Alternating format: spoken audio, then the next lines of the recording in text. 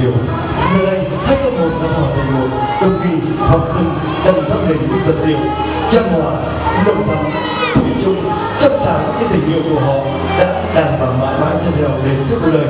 Xin mời thầy quý vị chúng ta một lần nữa sẽ cùng dành một tràng pháo tay thật đông nhân để cùng chúc một hạnh phúc cho Đông Ly và Hoàng Dũng.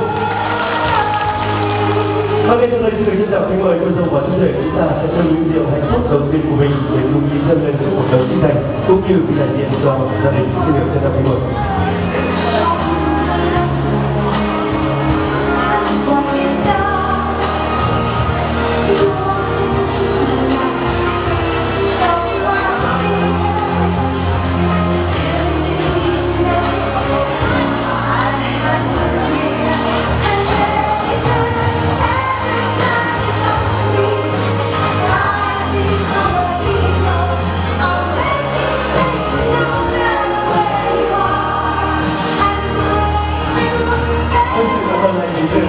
Xin được chào quý mời anh chúng ta tiếp tục cùng ngày làm việc tiếp theo của cuộc muốn xã hội với nhau.